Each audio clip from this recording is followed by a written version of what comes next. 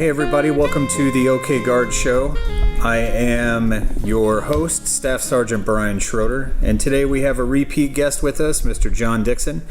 John, tell us again what you do for the Oklahoma National Guard.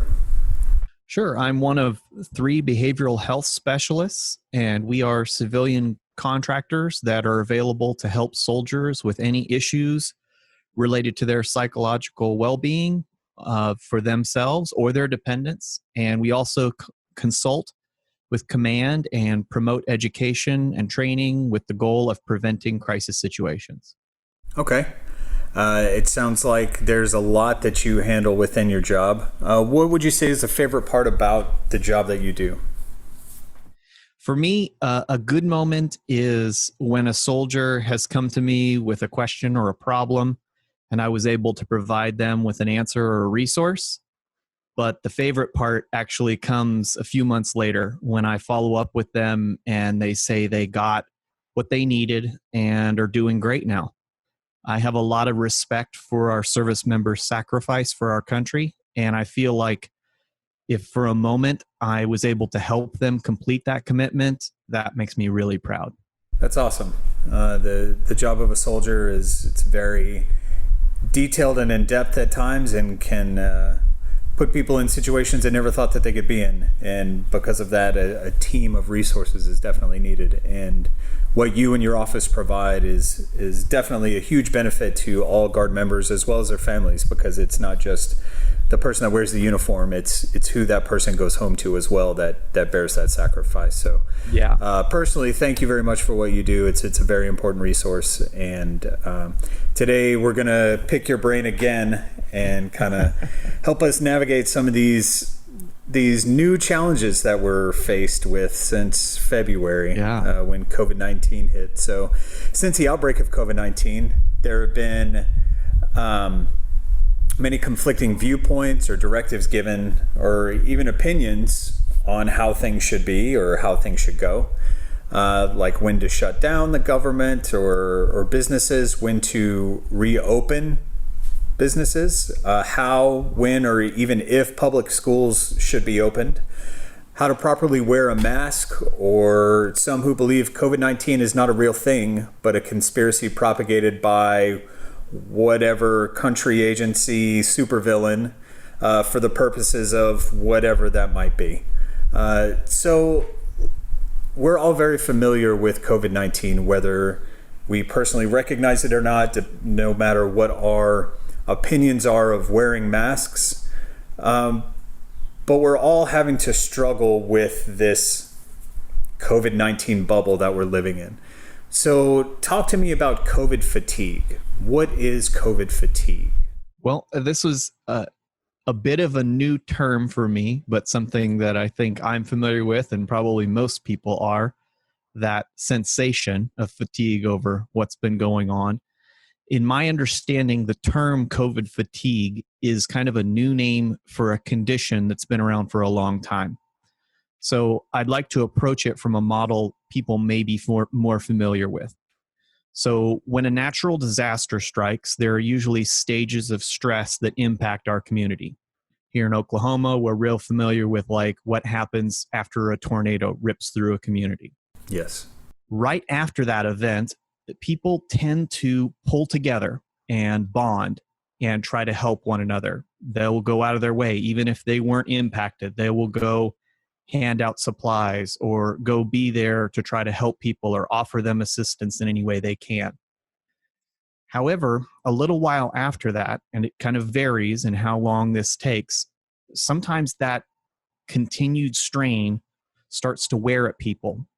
And sometimes their optimism turns into negativity and even anger. COVID fatigue is that disillusionment phase specific to this current stressor as it relates to the pandemic, the quarantine, the loss, anything related that our community and even our country, even world are facing at this point in time. So are there signs and symptoms of COVID fatigue? Is it just being stressed out, or is it Like, do I develop a rash from COVID fatigue? How would I know if I'm suffering or experiencing any type of COVID fatigue? Sure. I hate to, since this is such a new term, I'd hate to say that, there's only one thing that it is, and if you have anything else, that's not it. Right. But what I will talk about is what's most commonly been reported. And the primary signs that have been reported so far include irritability, anxiety, changes in appetite, sleep disturbance, low motivation, or just generally being on edge. So a lot of things that can kind of go towards a lot of other issues too. But if you weren't having things and then you are having these type of things and you've been under a lot of stress related to COVID, those might be some of the signs or symptoms for you. Okay. Yeah, because what you described, I'm picturing some sergeant majors, that's their Tuesday. Right. All of those symptoms, that's just their normal day to day. So, right. So if those irritabilities start to increase, or if I don't experience any of those at all, I'm a normal, pretty happy-go-lucky person, and then I start to get irritated, start to feel that everything around me is bothering me, that may be something to look out for. Right. And with anything that we talk about when it comes to psychological health, it's differences for you. So that sleep disturbance, if you always sleep 6 hours a night and then you go to 8 or 4, that's a change or a disturbance for you.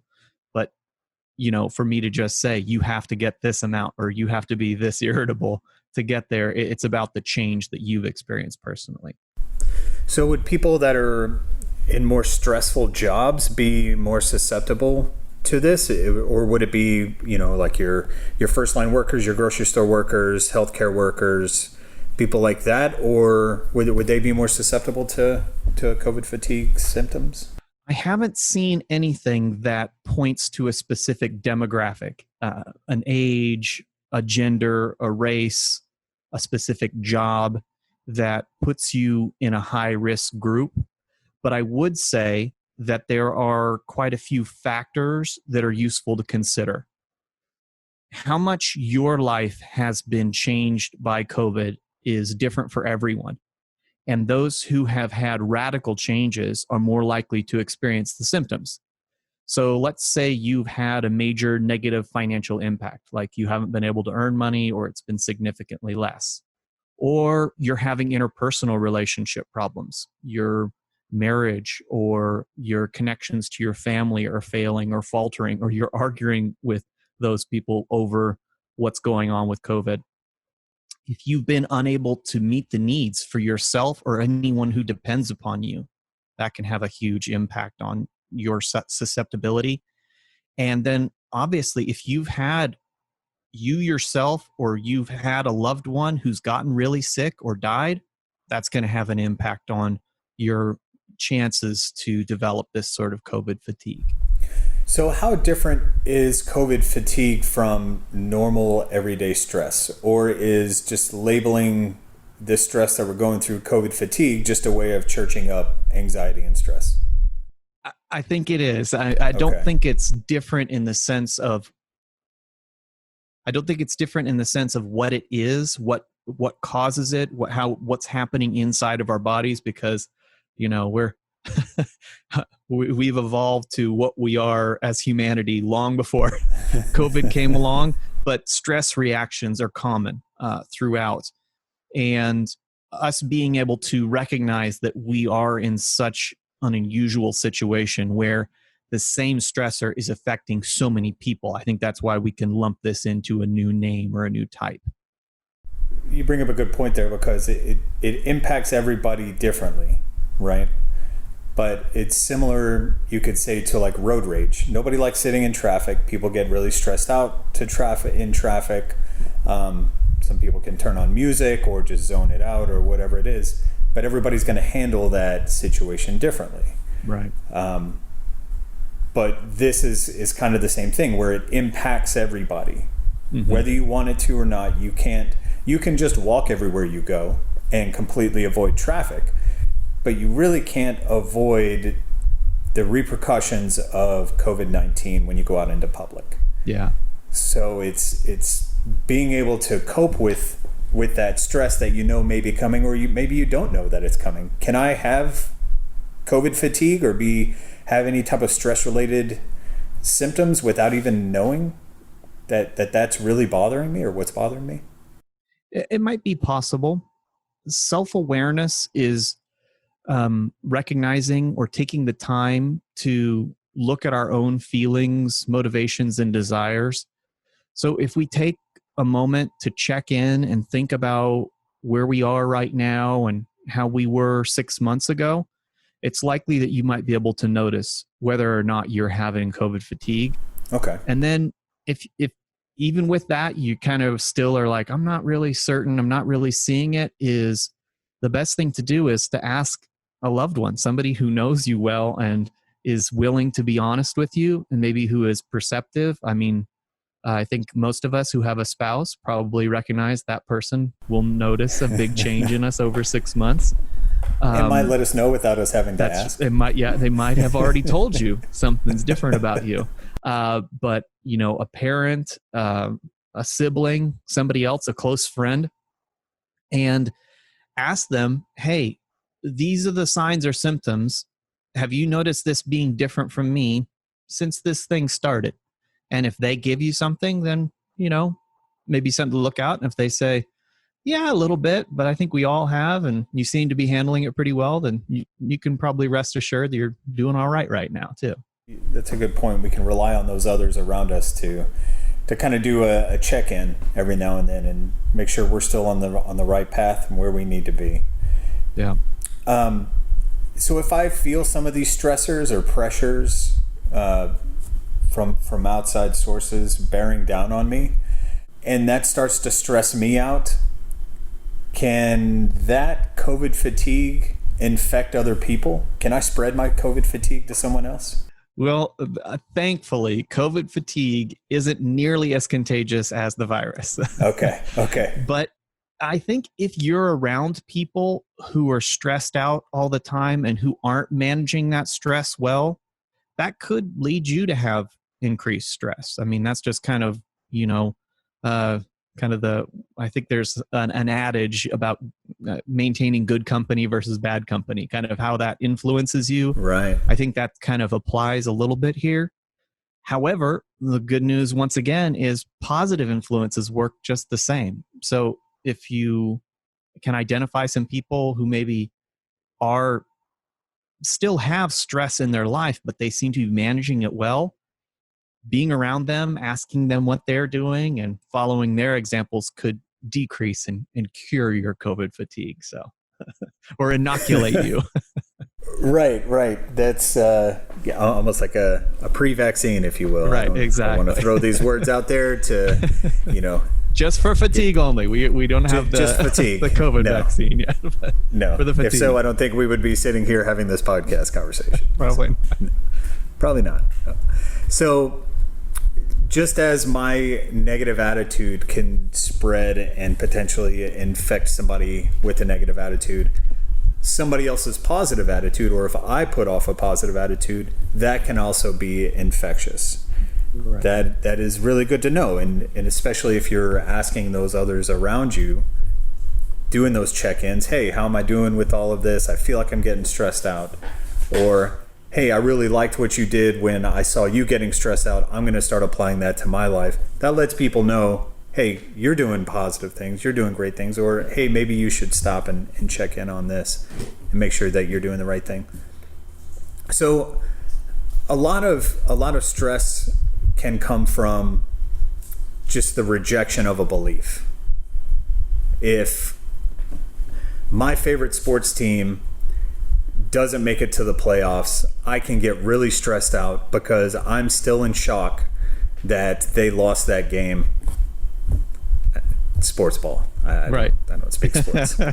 So, but that does create stress in a super fan. Yeah. That is going to ride with him for a while, and they may have and harbor bitter feelings towards those other teams, especially the team that maybe beat his or her favorite team. So let's kind of shift gears a little bit and talk about cognitive dissonance. what is cognitive dissonance, and kind of talk me through a definition of it, and give me an example of cognitive dissonance if you can. Sure. Please. So cognitive dissonance is just a big fancy word for something that we all do and are pretty familiar with. It occurs whenever a person has two or more contradictory beliefs, values, or thoughts about the same subject. So, given that during the course of this pandemic, we all have been advised to respond differently over this past 6 months. So for a while, they told us to do this, and then they told us to do that. And then they said we couldn't do this, and they said, you do need to be doing that. Mm-hmm. In addition, there have been a litany of conspiracy theories circulating, especially through things like social media. Mm-hmm. And it's really no surprise that now, 6 months in, if you ask the average Joe or Jane, what about COVID? You can hear a lot of different things about their thoughts and what they've heard that could have been something that was seemingly accurate at the time, but has changed since. Or maybe was never founded in accuracy and was propagated by somebody on social media with some axe to grind about something. So they might have multiple pieces of information, and some of those pieces of information might even contradict each other, but they are thoughts and beliefs that that person has in their head. We've also struggled with different guidance from different levels in our life. So the federal government might have told us this is what's going on, or this is what we need to do. Our state governments might have told us something different. Your local, your township, your city may have said something different. Mm-hmm. Your significant other who makes a lot of important decisions in your life may have said something different. Your employer may have had different guidances for what you did or didn't need to do. And when you got all these different points of information funneling into the same person, that's where that cognitive dissonance starts happening. Okay. So as humans, once we have accepted a fact and we believe this is what's true, like our sports example, the Oklahoma City Thunder are the greatest basketball team. Yes. If this is my belief and then they get beat, I will try to often come up with excuses for why they still are the best and happen to lose that game. Like the refs screwed us, right. Or, so-and-so was out sick. And if that hadn't happened, we would have won. Something along those lines. Right. Because I want to maintain my belief, even though I have evidence that the Oklahoma City Thunder weren't the best team this year. Once we do that, once we have a belief, and especially if we have publicly acknowledged it, we have said, this is true, whatever. When that contradictory evidence comes in and that new information comes in, we often kind of reject it or push back against it. We question that new evidence. Like, where did that come from? I don't know if I trust it. Is that reliable information? Right. So I say all this to come back to give you a very old example. So around 500 BC, Pythagoras suggested that the world was round, and that was validated by Aristotle a few centuries later. And now we've had 2 millennia of scientific consensus, yet you can still find a large number of social media groups who are perpetuating the flat earth myth. Yes. And I apologize if there's any flat earthers listening, but that's not true. No. Science is always discovering and modifying itself to provide a better understanding of the world. And that applies to this whole COVID situation that we've been dealing with. It's a novel virus. It's a new thing. So they're figuring it out as they go. And sometimes they figure something out and then they find out, you know what, that wasn't exactly right. We were kind of on the right track, but it's actually this. Mm-hmm.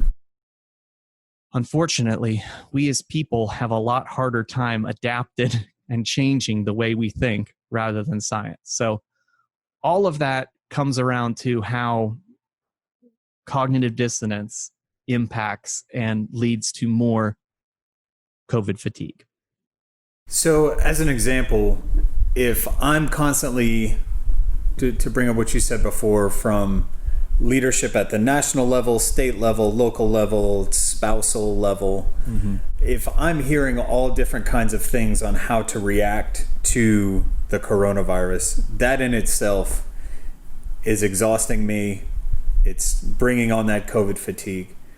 But it also makes it harder to understand what is really what I should be focusing on. What is the truth? What is fact, right? Because then that takes going in and doing the research and finding your sources that are reputable.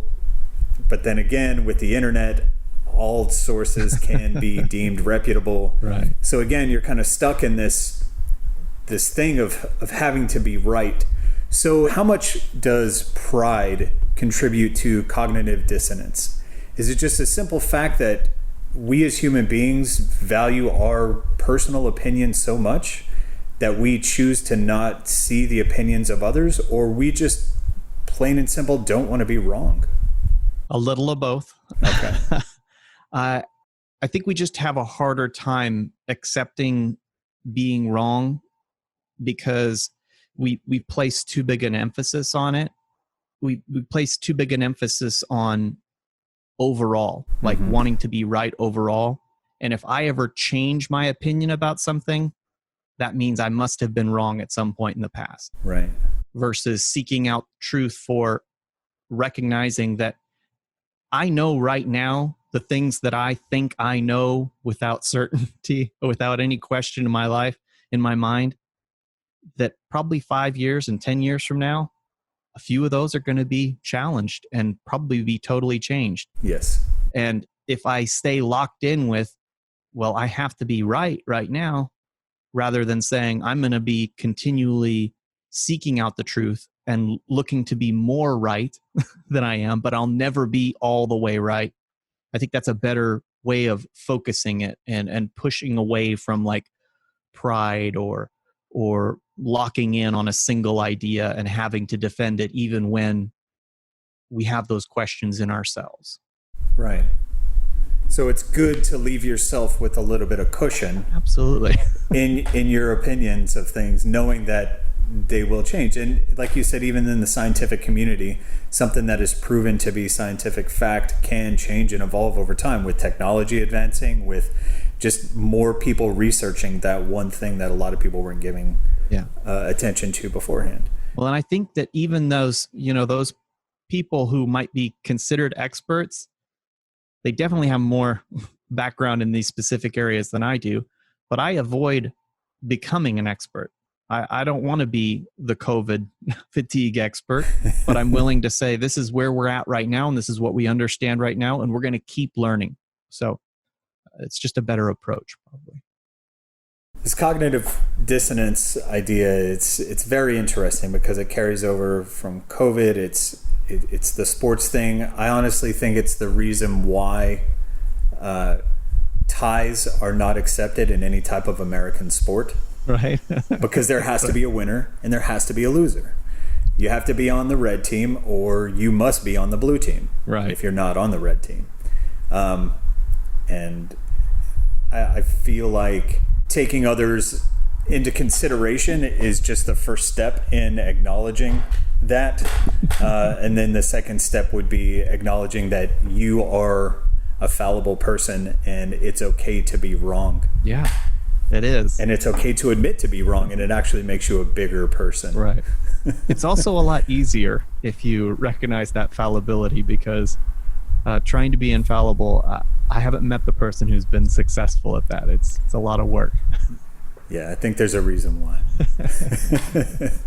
But trying to maintain a lot of being right in every situation that we have can create a lot of stress in our lives. Just for the sake of being right, just for the sake of your own personal pride. So let's talk about stress for a little bit. What does a normal amount of stress in a person's life look like? Does that vary from person to person? How can I identify my stress thresholds? My peaks and my valleys, so I can recognize when they do begin to peak in the future. So you're absolutely right. what a normal, acceptable amount of stress is varies for every person, and how comfortable they are and successful they are with that level of stress. Some people seem to strive in the high stress environments, like the you said the first sergeants earlier, Yes. on Tuesdays or whatever it is.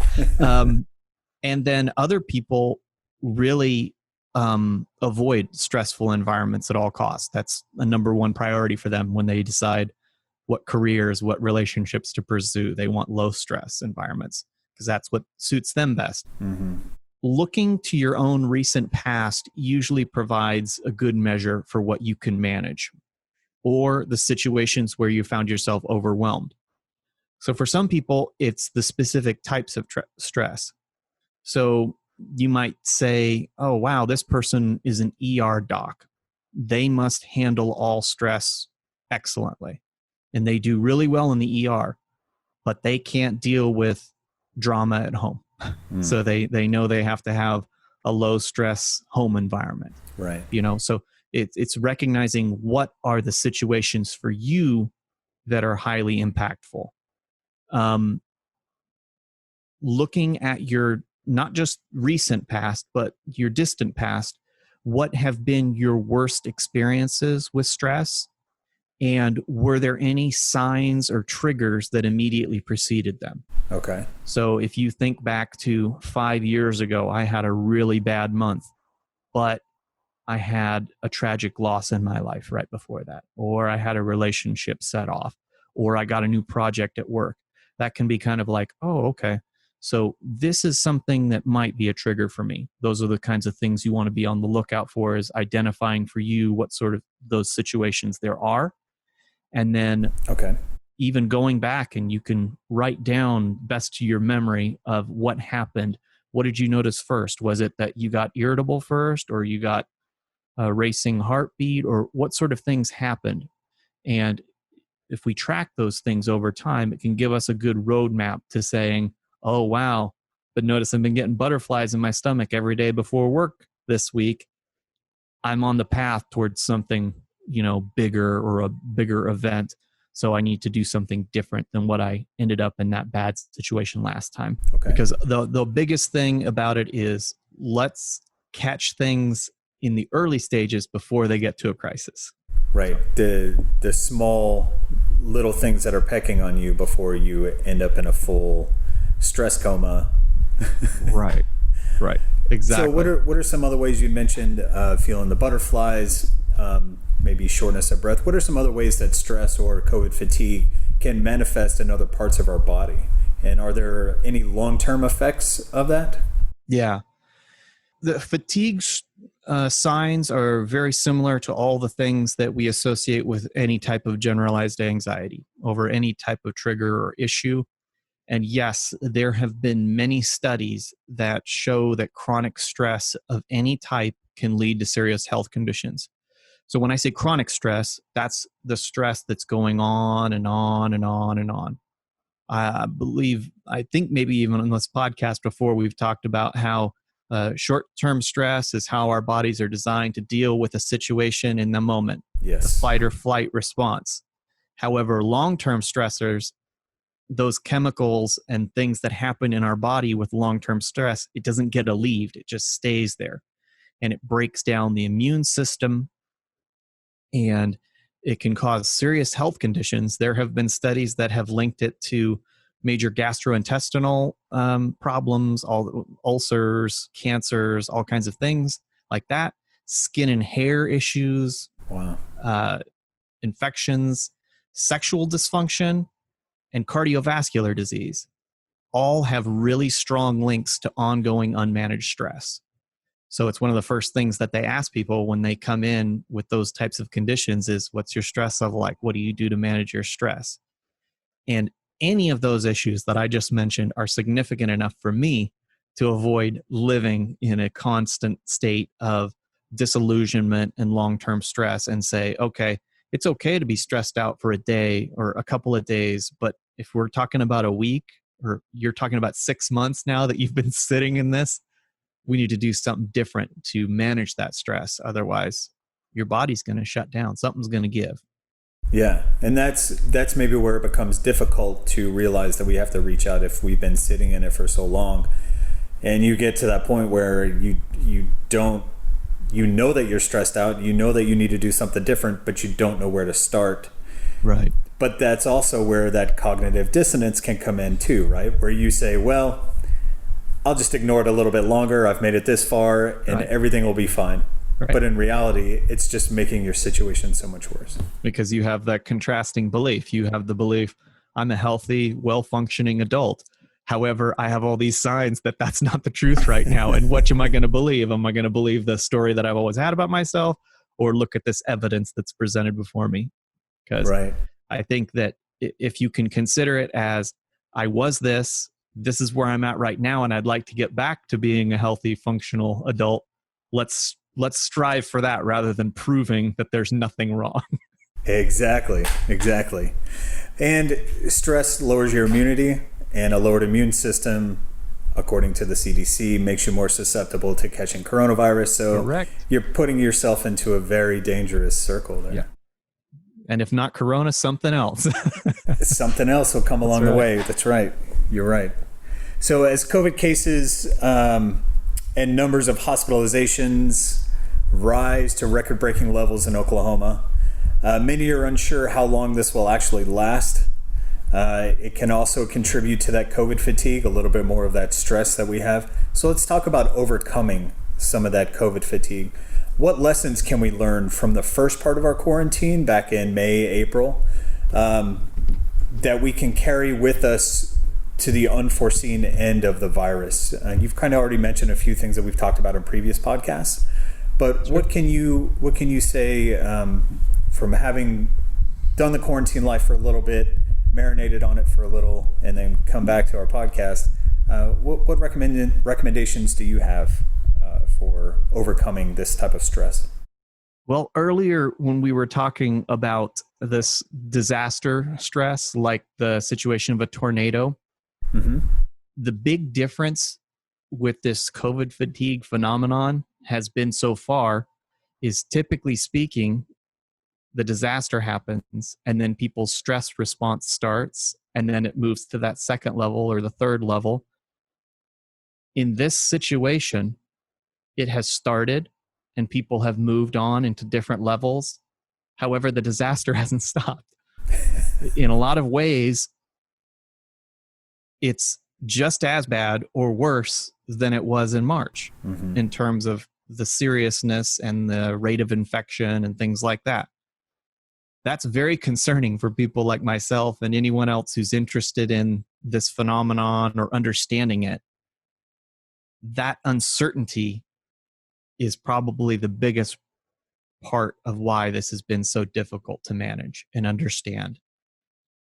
I still think the best thing to do is to continue seeking the expert advice from peer-reviewed sources and using critical thinking to avoid either extreme. One extreme being panic, locking yourself in a bubble and being afraid all the time. Right. And the other extreme is apathy, saying, who cares? I'm just do whatever I want. COVID party. Both of those responses are not ideal in this situation.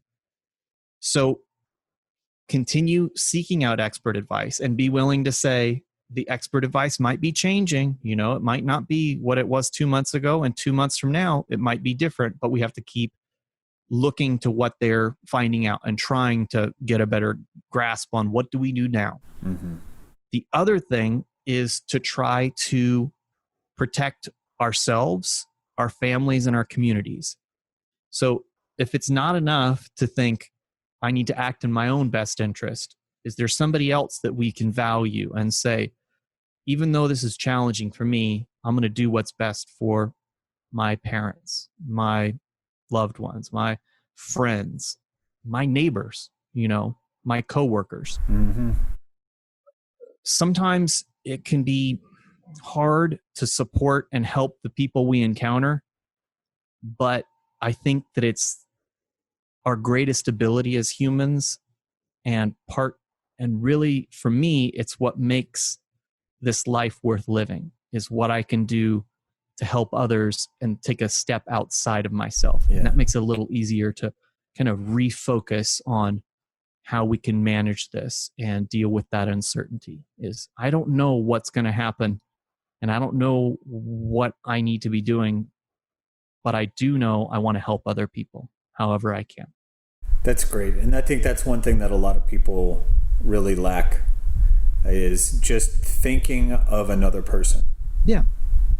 It's not, making meals for every single person on your block. It's not, it's very simple, basic things. People wear the mask because they don't know if they're infected. You can be asymptomatic and be walking around, but you wear it so that if that is the case, you're not giving it to someone else.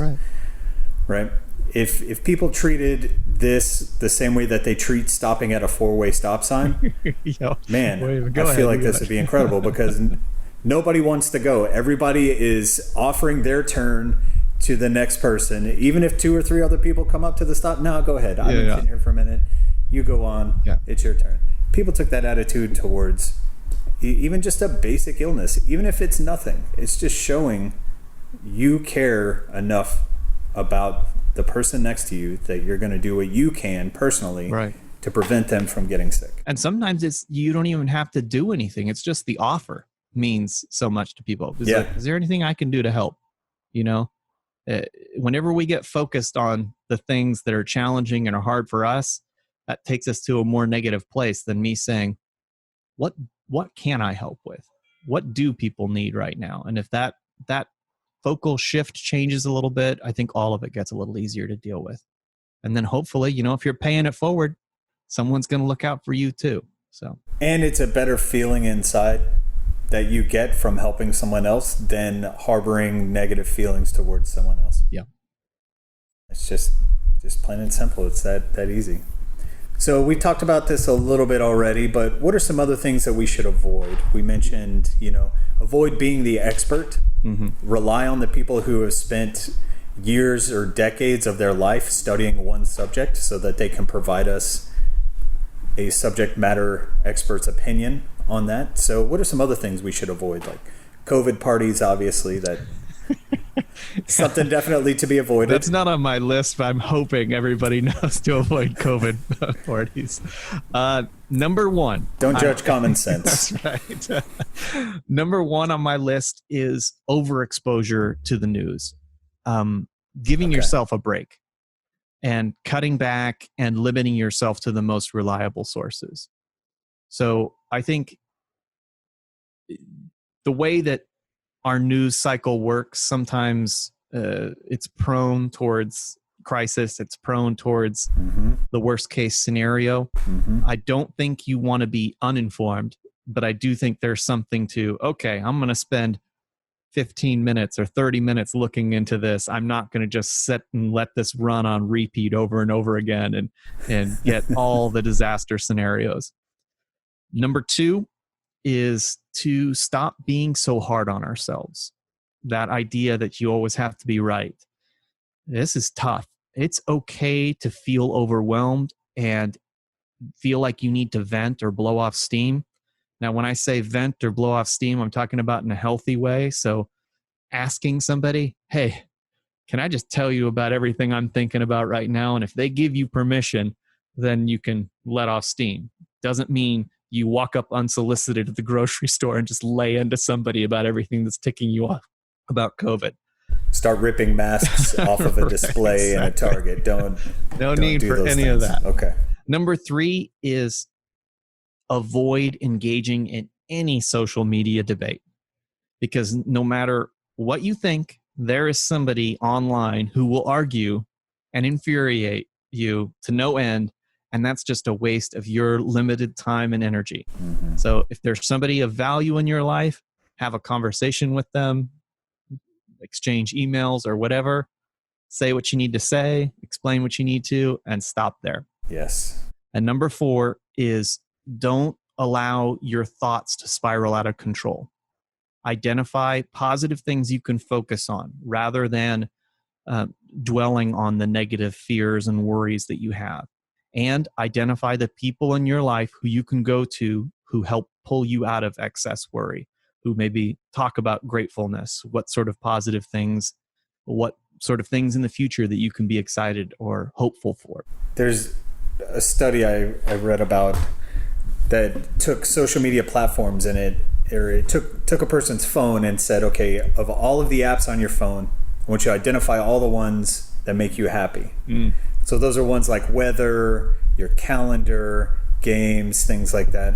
The ones that make you feel angry or negative feelings, social media, YouTube, even some games, of course, were in that category, but it was primarily social media.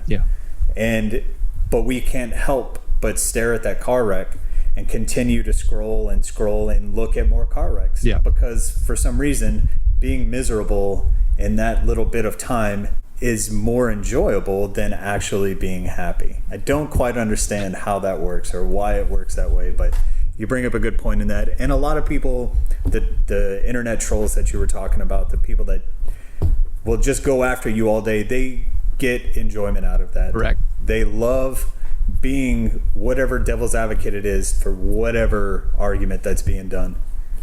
So you're not going to win. You are not going to win. So please don't engage in those, because it really is a waste of everyone's time. So if I do feel that stress starting to compound on me, and when we had you on the first time, I believe we were talking about thought creep and how, sitting and letting those negative thoughts develop and fester into something more than they should be. When we feel a lot of that pressure coming on, what are some things we can do to calm ourselves or pull ourselves out of that COVID fatigue rut that we're falling into? Sure. So we talked already about using your past experience to solve your current problems. So if you already know some of your best coping skills that have worked in other situations, feel free to try to apply them to this situation. That's always what I say. It's like, you know yourself better than I know you. So if you know what works, try those things first in any type of dealing with a stressful or traumatic situation. If you don't have any or can't think of any or need some new ones to try because those ones didn't work, I'll give you 4 of these also. Awesome. Number 1 is always exercise. Your usual exercise routine or what you typically do may not be available. Like I used to go to a gym all the time, and that hasn't been an option for me. Right. My wife participated in a running group, and that hasn't been available for her. But anything that is exercise can help. So even just going for a walk, getting some fresh air, releasing endorphins, and relieves that adrenaline buildup from routine stress that we were talking about. Okay. Number 2, talking. Sometimes just getting the thoughts out your head and out of your mouth will change your perception of a situation. Okay. You can talk through something and be like, I can't believe I think that. That's ridiculous. But until you say it out loud, it'll just circle in your brain. Trying to ignore your feelings does not work. Expressing them to anybody who you feel like is a good listener and open and willing to just give you feedback, or even just to say, I hear what you're saying, that can help. Okay. Number 3 is constructive thinking. You often can't change your situation, but you can change your perspective. So give yourself credit for whatever you are doing and make small incremental changes to the behavior that you want until you meet your goal. So if you say, I'm not managing this very well, give yourself, well, this is where I'd like to be in a month, and say, what can I do first? Oh, I can go on a walk. I can make a call, do one of these things each day for 5 minutes. And then if you're successful there, change it to 10, work your way up towards it and keep praising yourself for your successes and avoiding the thoughts about maybe where you've fallen short. And number 4, it's mindfulness. Taking a breath, think about the moment you're in right now, let go of the mistakes of the past or concerns about the future.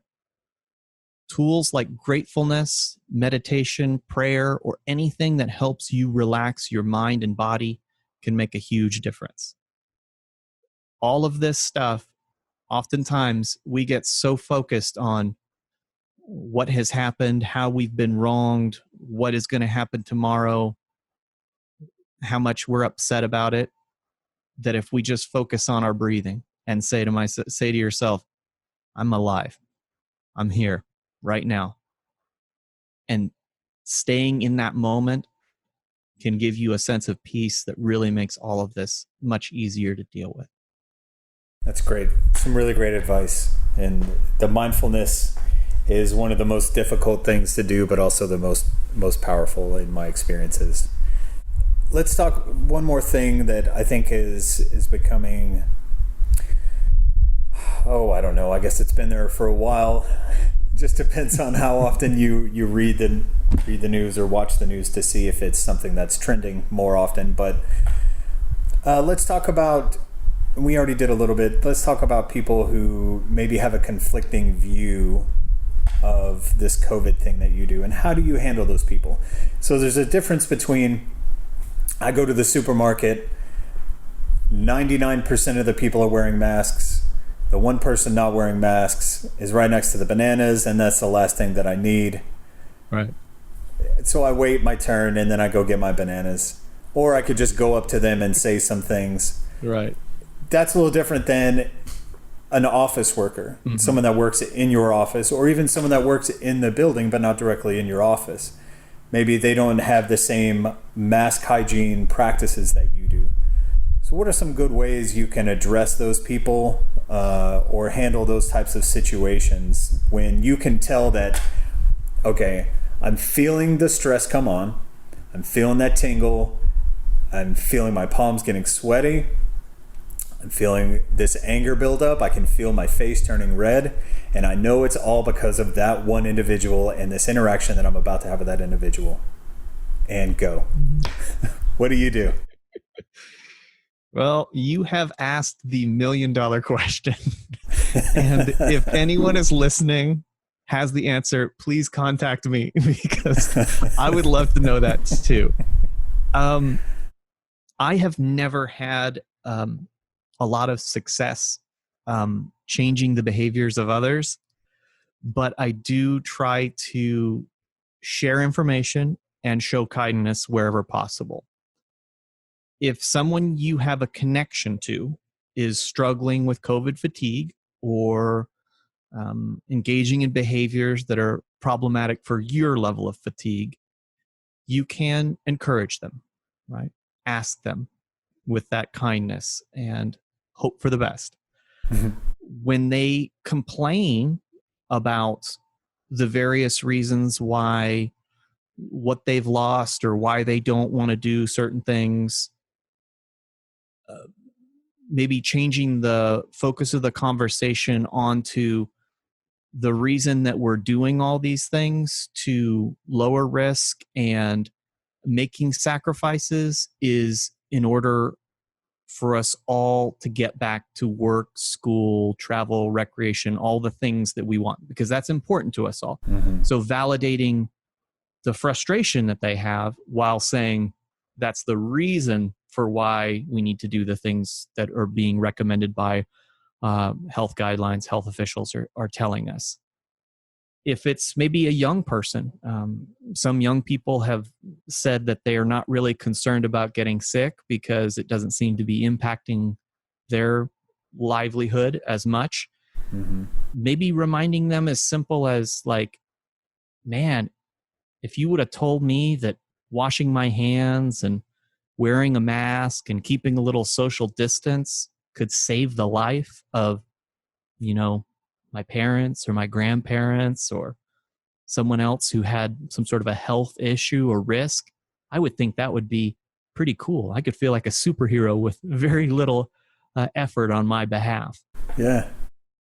And then the last thing I would say is, even though we can't control others, we can be good examples, right? Do the things that you need to do all the time, whether or not you think people are looking, because people are looking. Yes. And try not to let those irritating actions of others be what you're focusing on. So you just mentioned you were at the grocery store and that person wasn't doing what they needed to next to the bananas. Instead of going back and saying, I can't believe that person, coming back and thinking, wow, 99% of the people at the grocery store were wearing masks. That is really awesome. Yeah. You know, is what are we going to spend our time focused on? The little frustration or that person? We're going to let them control the narrative and how we view our situation, or are we going to say, what's the positive side here? Great advice. Great advice, because you really can't change somebody's mind. If nobody is going to change your mind, how do you feel like you talking to somebody is going to change their mind? Yeah. It's a little bit of arrogance there, I think. Well, and I think people's minds do change, but I know for myself, I don't think of a time where somebody has come up and shouted in my face and confronted me on an issue who I didn't know from Adam, who I've been like, they had a lot of good things on their mind. But if there was somebody who I really did feel like had a value in me and I had a relationship with them and they approached me calmly and gave me some information, maybe I didn't change that second and say, thank you, I'll change everything. But I thought, that's something to think about. So well, let's try to give those opportunities the best chance possible and not the other situation. So what are some resources that individuals who may be experiencing COVID fatigue or supervisors whose staff is struggling with COVID fatigue, what are some resources they can use to overcome some of these stressors? Sure. So I'll talk about 3 levels of kind of intervention. First one is if somebody is struggling with these issues and looking for help, the first thing I do is suggest that they seek out a friend or family member, somebody who knows you, who cares about you, and ask them just to engage in a conversation. Maybe have a sounding board, get some of those ideas out there. That might be enough. If that's not enough, then we move on to the second level. So maybe using some type of a tool that's been put together by experts in the field of stress management. There's a few apps that I would direct people towards. One is called Mindfulness Coach. It's developed by the VA and is available on all the major platforms for free. Okay. It's a self-guided audio trainer that can assist you in some of those coping skills that we talked about when it was mindfulness. If that's not enough, then we move on to the third level, which is seeking out some type of professional assistance. There are times when something goes wrong at my house where asking giving my dad a call and asking him how to fix it or watching a YouTube tutorial is enough. And if that's enough, great. But sometimes I got to call out a plumber or an electrician because the situation has gone beyond what I can figure out. If you're having that when it comes to stress, seek out an expert. If you're a part of the National Guard and here in Oklahoma, that's what my job is. So identifying specific issues and then recommending someone who can help with that. So you could contact me. Using the National Guard website is a way to, or the application is a way to request my help or other people who do what I do here. Also, if you prefer, maybe you don't want to go that route, you can contact Military One Source and they can direct you to professional assistance as well. Okay. Either way, is my motto is, if you're not getting the results you want, then you got to do something different. So try a level of intervention, try the next level, and keep going. Don't stop looking for a solution. The solution's out there. All right. Well, John, thank you so much for coming back on our show and explaining, kind of laying out what COVID fatigue is and some different ways that we can recognize that stress and ways that we can help each other and ourselves overcome that stress that's either COVID related or non-COVID related. But hopefully our listening audience can take some good beneficial information from this and apply it to their lives. John, is there anything else you'd like to add? Thank you. It's wonderful to be here. Thanks for listening. If you have questions, please let me know. I'm glad to provide more specific information. All right. John, thanks again. And we look forward to having you on the show here real soon. Thank you.